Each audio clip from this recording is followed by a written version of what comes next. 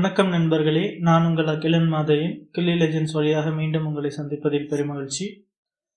In last video we have seen about monosaccharides. In this video we shall discuss about the structure of oligosaccharides and polysaccharides. சரிங்களா? So அந்த last வீடியோவில் ஏதாவது doubts இருந்ததுன்னா கீழே கமெண்ட்ஸில் சொல்லுங்கள். அண்ட் அகைன் திஸ் வீடியோலையும் ஏதாவது டவுட்ஸ் இருந்தது அப்படின்னா கமெண்ட்ஸில் சொல்லுங்கள். We shall discuss in the next video. First, what is disaccharides? Di means we know 2 இல்லையா? Saccharides in the sense it is sugar, அதாவது மினிமம் 2 சுகர் மாலிக்யூலாவது கம்பைன்ட் ஆயிருக்கணும். That is disaccharides. ஸோ இது வந்து பார்த்தீங்கன்னா disaccharides is one of the oligosaccharides. ஏன் அப்படின்னாக்கா and further this ஒலிகோசாக்கரைட்ஸில் வந்து பார்த்தீங்க அப்படின்னா அதிகப்படியாக நம்ம பார்க்கறது அப்படின்னா இந்த மாதிரியான டைசாக்கரைட்ஸ் தான். So these are the common oligosaccharides. Oligosaccharides அப்படின்னா 2 to 10 சரிங்களா? ஸோ ஃபியூ ஒரு சில சுகர் மாலிக்யூல்ஸ் எல்லாம் சேர்ந்து இருக்கிறது ஒலிகோசாக்கரைட்ஸ். அதே நிறைய இருந்தது அப்படின்னாக்கா அது பாலிசாக்கரைட்ஸ். அது என்ன ரேஞ்சுங்கிறது ஃபர்தராக நம்ம பாலிசாக்கரைட்ஸ் அதெல்லாம் டிஸ்கஸ் பண்ணும்போது தெளிவாக புரியும் சரிங்களா? ஸோ இந்த டைசாக்கரைட் அப்படிங்கிறது 2 சுகர் மாலிக்யூல்ஸ் கம்பைன்ட் ஆயிருந்தா அது டைசாக்கரைட் சரிங்களா? 2 to few அப்படின்னு சொல்லும் போது it is generally oligosaccharide. Disaccharide is a subset of oligosaccharide சரிங்களா? So if you take this is oligosaccharide அப்படின்னா டைசாக்கரைட் இஸ் சப்செட். ஓகேங்களா? இப்போ டைசாக்கரைட் எப்படி ஃபார்ம் ஆகுது அப்படின்னா 2 monosaccharides they will be joined covalently by a oxygen glycosidic bond. அதாவது இது A, இது ஒரு சுகர் மாலிக்யூல், இது ஒரு சுகர் மாலிக்யூல் B அப்படின்னா இது ரெண்டுத்துக்கும் இடையில ஒரு ஆக்சிஜன் கிளைகோசைடிக் பாண்ட் இருக்கும் சரிங்களா? இதை தான் நம்ம டைசாக்கரைட் அப்படின்னு சொல்றோம். Basically there will be 2 sugar molecules. அந்த 2 சுகர் மாலிக்யூலையுமே கம்பைன் பண்றாங்க. சுகர் மாலிக்யூல்னு சொல்றது நத்திங் பட் தி மோனோசாக்கரைட்ஸ் சரிங்களா? அந்த 2 மோனோசாக்கரைடையும் இணைக்கிறதுக்கு இடையில ஒரு ஆக்சிஜன் பாண்ட் இருக்கணும் சரிங்களா?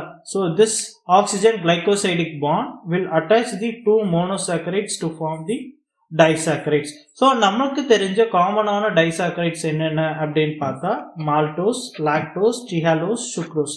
இதோட கெமிக்கல் ஃபார்முலா இது எப்படி ஃபார்ம் ஆகுது அப்படிங்கிறத ஃபர்தராக பார்க்கலாம் சரிங்களா? ஸோ நெக்ஸ்ட் வந்து பார்த்தீங்கன்னா டைசாக்கரைட்ஸ்.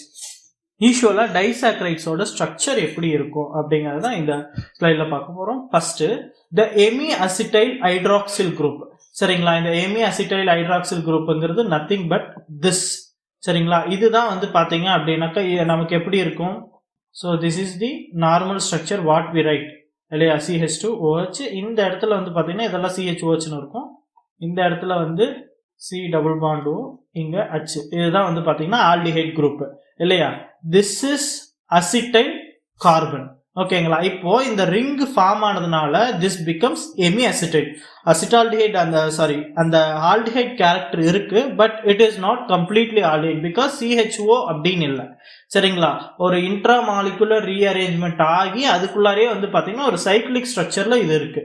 ஓகேங்களா? This carbon is called as hemiacetal carbon, அல்லது இதே கீட்டோன் குரூப் இருந்ததுன்னா எமி கீட்டல் கார்பன் சரிங்களா? ஸோ இந்த கார்பன் வந்து பார்த்தீங்கன்னா இந்த கார்பனோட அட்டாச் ஆயிருக்க இந்த hydroxyl group it is highly reactive சரிங்களா? இது வந்து பார்த்தீங்கன்னா ஈஸியாக வந்து ரியாக்ஷனுக்குள்ளார ஈடுபடும். அதுதான் அந்த ஃபர்ஸ்ட் பாயிண்ட்ல சொல்றாங்க. ஓகேங்களா? இந்த ஹைட்ராக்சில் குரூப் இருக்கிறதுனால என்ன ஆகும்னாக்கா ஒரு மோனோசாக்கரைட்ல இருக்க இந்த reactive hydroxyl group it will react with the any other hydroxyl groups சரிங்களா?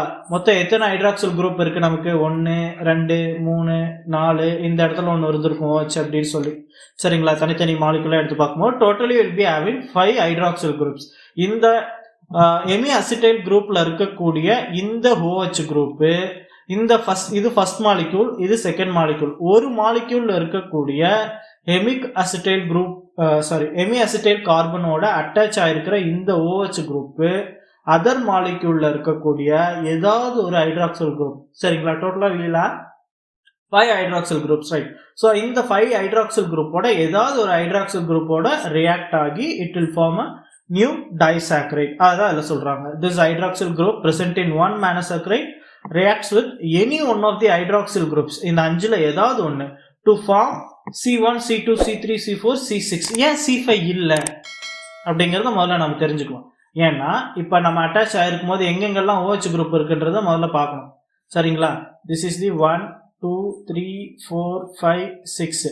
இப்போ இங்க ஃபர்ஸ்ட் கார்பன்ல OH இருக்கு, செகண்ட் கார்பன்ல OH இருக்கு ஹைட்ராக்சில் குரூப், தேர்ட் கார்பன்ல இருக்கு, ஃபோர்த் கார்பன்ல இருக்கு, சிக்ஸ்த் கார்பன்ல இருக்கு. பட் ஃபிஃப்த் கார்பன்ல இல்லை. ஃபிஃப்த் கார்பன்ல இருந்துச்சு. சரிங்களா? But it resulted in intramolecular rearrangement இல்லையா? ஸோ இன்ட்ராமாலிகுலர் ரீஅரேஞ்ச்மெண்ட் நடந்ததுனால என்னாச்சு, திஸ் பிகம்ஸ் அங்க இருக்கிற ஒரு OH குரூப் ஃபர்ஸ்ட் கார்பனுக்கு போயிடுச்சு. So totally will have 5 bonds except C5. C5 தவிர்த்து மீதி இருக்கிற 5 ஹைட்ராக்சில் குரூப்போடையும் இந்த ஃபர்ஸ்ட் கார்பன்ல இருக்கக்கூடிய எமிஅசிட்டைல் ஃபர்ஸ்ட் மாலிக்யூல்ல இருக்கக்கூடிய hemiacetal hydroxyl group will react. சரிங்களா? So that it will form 1 to 1. ஸோ இங்க இருக்கிற கார்பன் வந்து 1 ஃபர்ஸ்ட் கார்பன். சரிங்களா? அதுதான் இங்க எந்தெந்த கார்பனுக்கு லிங்கேஜ் ஆயிருக்குது அப்படிங்கிறது. First carbon first hydroxyl group. சரிங்களா? இந்த ஃபர்ஸ்ட் கார்பன்ல அட்டாச் ஆயிருக்கிற ஹைட்ராக்சில் குரூப், அதே மாதிரி இங்க ஃபர்ஸ்ட் கார்பன்ல அட்டாச் ஆகியிருக்க ஹைட்ராக்சில் குரூப். இது வந்து பாத்தீங்க அப்படின்னா 1 to 1. இதே வந்து ஃபர்ஸ்ட் கார்பன்ல அட்டாச் ஆயிருக்கு, இது செகண்ட் கார்பன்ல இருக்க ஹைட்ராக்சில் குரூப் அப்படின்னா 1 2. இதே ஃபர்ஸ்ட் கார்பன். ஸோ ஏன் ஃபர்ஸ்ட் கார்பன் அப்படின்னு சொல்றோம், இந்த ஃபர்ஸ்ட் கார்பன்ல இருக்கக்கூடிய ஹைட்ராக்சில் குரூப் தான் it is highly reactive. So இந்த மாதிரி வந்து பாத்தீங்கன்னா நம்மளுக்கு டோட்டலி வில் கெட் 5 லிங்கேஜஸ். சரிங்களா? ஸோ இந்த 5 லிங்கேஜஸ் பத்தி நம்மளுக்கு அதை பொறுத்து நம்மளுக்கு டிஃப்ரெண்ட் டைசாக்கரைட்ஸ் வில் கெட். ஓகேங்களா?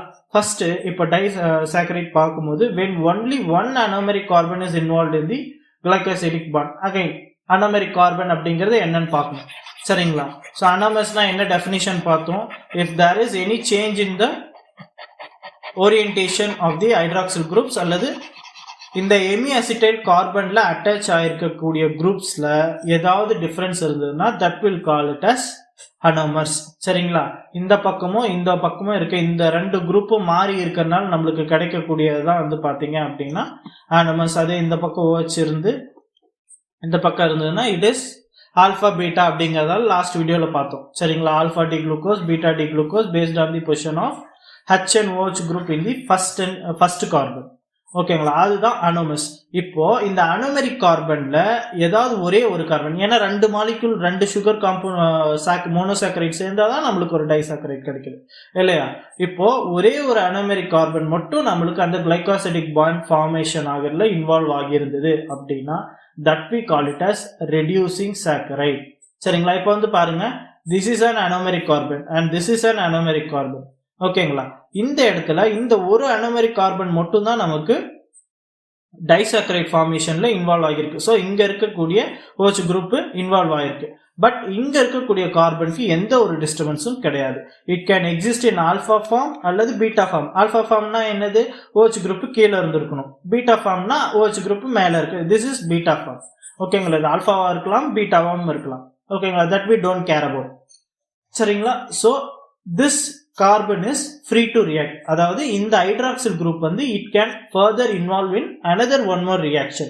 அதுதான் வந்து பாத்தீங்க அப்படின்னாக்கா இட் ஹாஸ் ரெடியூசிங் ப்ராப்பர்ட்டி. ஓகேங்களா? இது ஃப்ரீயா இந்த கார்பன்ல இருக்க ஹைட்ராக்சில் குரூப் ஃப்ரீயா இருக்கு. So that it will have reducing property.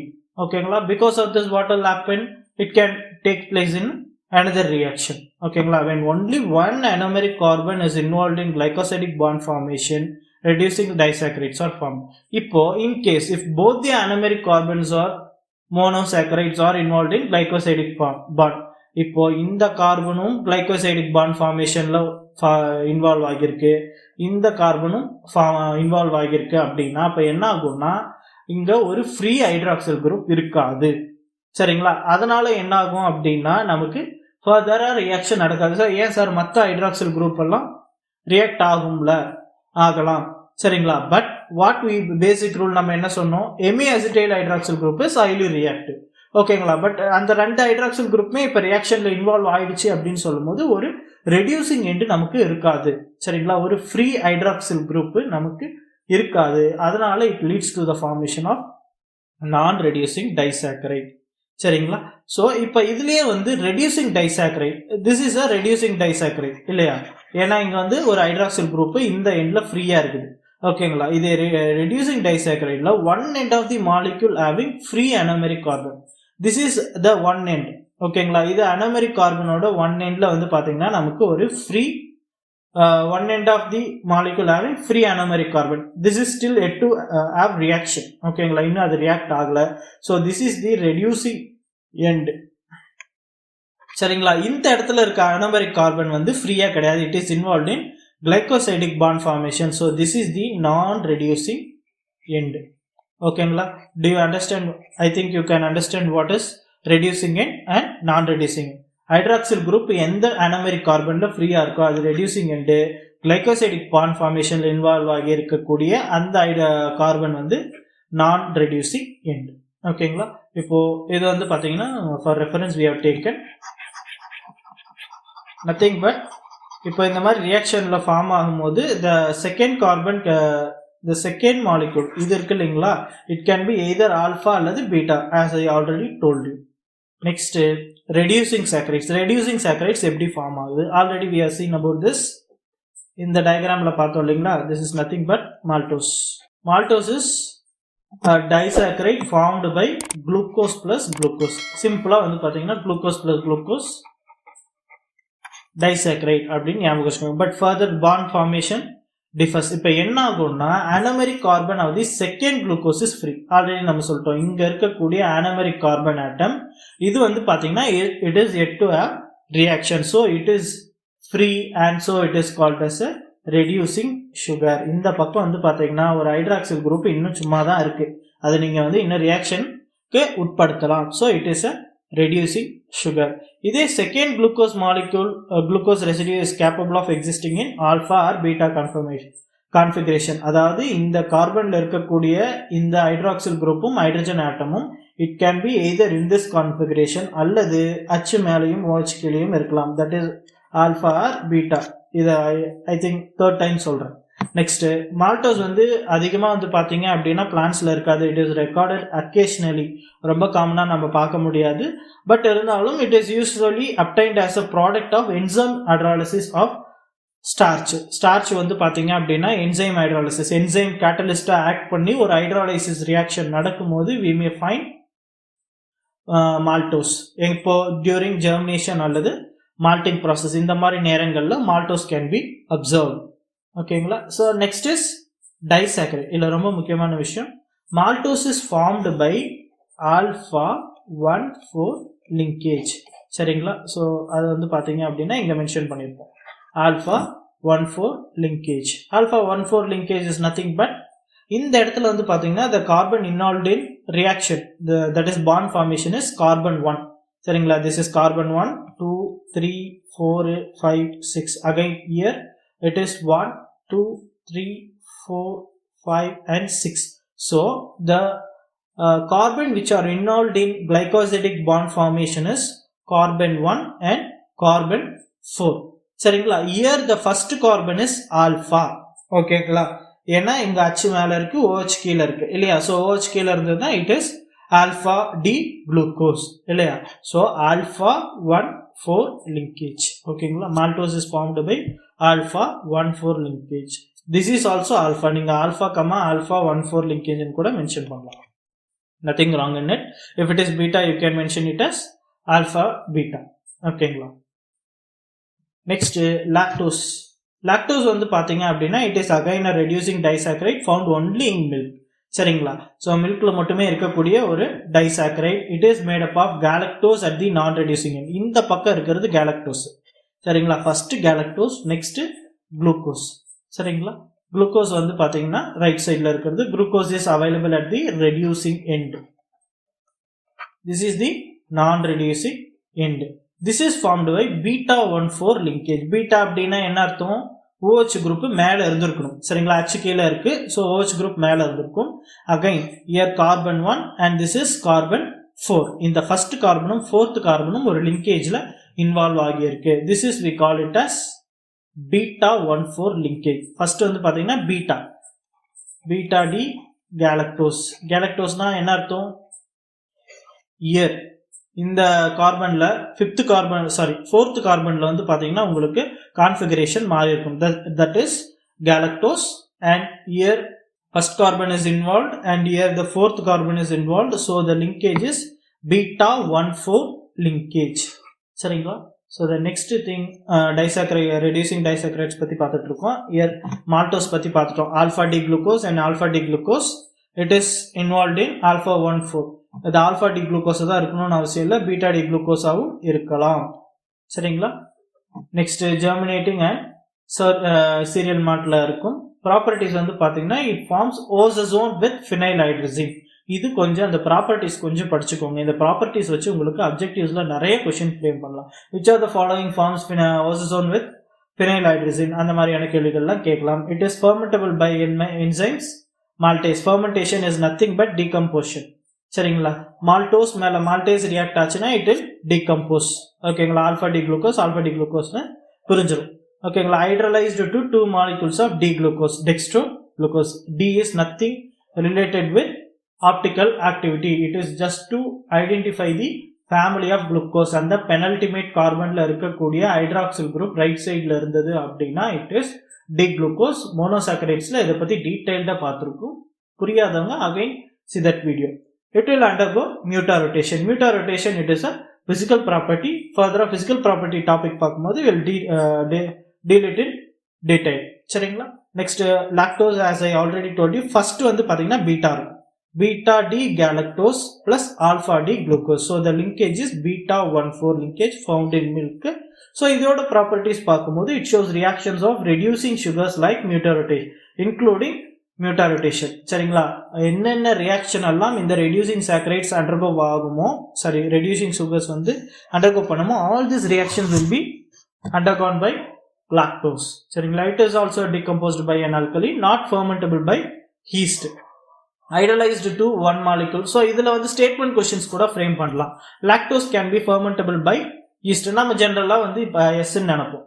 சரிங்களா? so it is not fermentable by yeast. அந்த மாதிரி statement question கேட்டாங்கனாலும் you should be able to answer. சரிங்களா?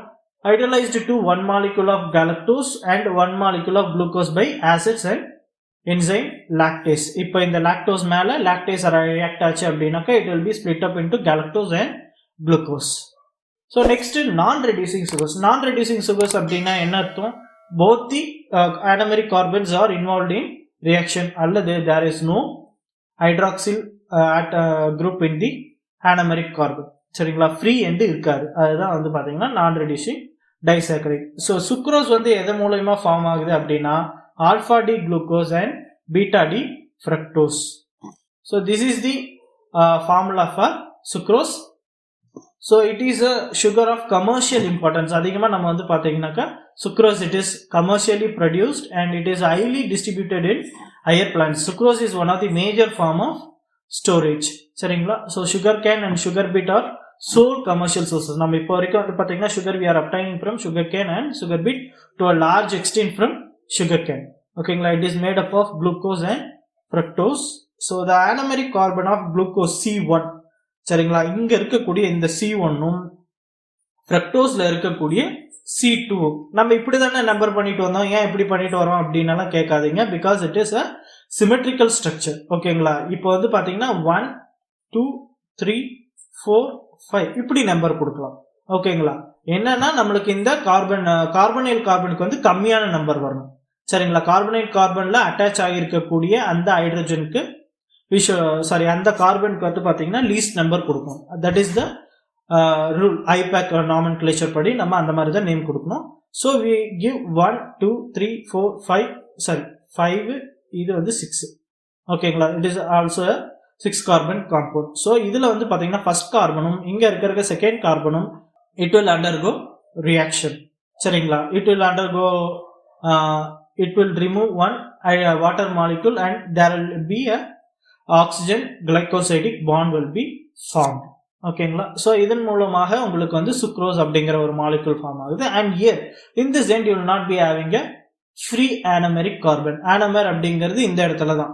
சரிங்களா? இங்க இருக்கக்கூடிய ஃப்ரக்டோஸ் பொறுத்த வரைக்கும் இந்த கார்பன் தான் வந்து பாத்தீங்கன்னா உங்களுக்கு anomera இருக்கும். ஓகேங்களா? ஸோ இந்த இடத்துல வந்து பாத்தீங்கன்னா there is no anomeric carbon, there is no free hydroxyl group for reaction. so it is a non-reducing end. இதுல வந்து பாத்தீங்கன்னா it is the major intermediate product of photosynthesis, the principal form in which sugar is transported from leaves to other portions of plants. நான் already சொன்னேன், major product of photosynthesis. So இதுதான் வந்து பார்த்தீங்கன்னா நம்மளுக்கு major பிளான்ட்ஸில் ஸ்டோரேஜாகவும் இருக்குது. ஓகேங்களா.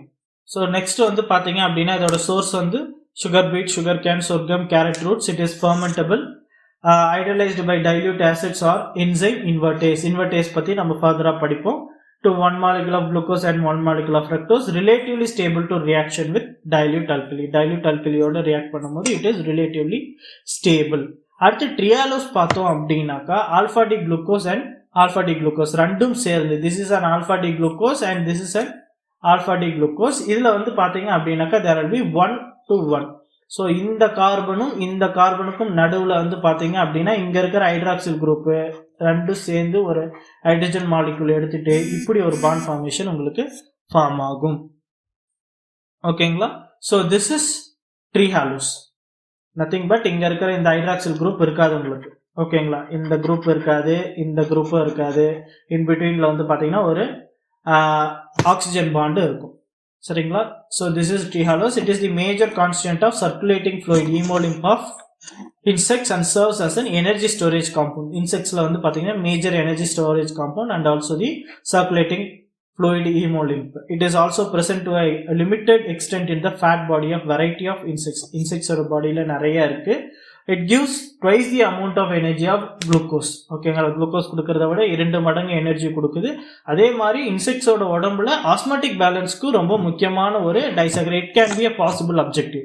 சரிங்களா. which are the following saccharide அல்லது which are the following sugar is involved in osmotic balance, maintenance of osmotic balance அப்படின்னு கேட்டால் it is nothing but the trehalose. It is described as important adaptation of insects engaged in flight. பறக்கக்கூடிய இன்செக்ட்ஸ்ல ஒரு முக்கியமான வந்து adaptation அப்படின்னா it is the presence of trehalose. Anomeric carbons of both the glucose molecules are involved in the formation of glycosidic bond. சரிங்களா. இந்த ரெண்டு anomeric கார்பனுமே glycosidic bondல ஃபார்ம் ஆயிருக்கிறதுனால there is no free head. சரிங்களா. so it is the non reducing disaccharide. so இதோட properties பார்த்தோம் அப்படின்னாக்கா it is again hydrolyzed by acids to glucose with difficulty, not hydrolyzed by enzymes. ஓகேங்களா. it cannot be hydrolyzed by the enzymes. The main source of trehalose is fungi and yeast. சரிங்களா. it is stored as a reserve food supply in insects homolymph. அதை நம்ம already பார்த்துட்டோம். as well as osmolyte. ஓகேங்களா. osmolyte is nothing but osmotic balance. ஓகேங்களா.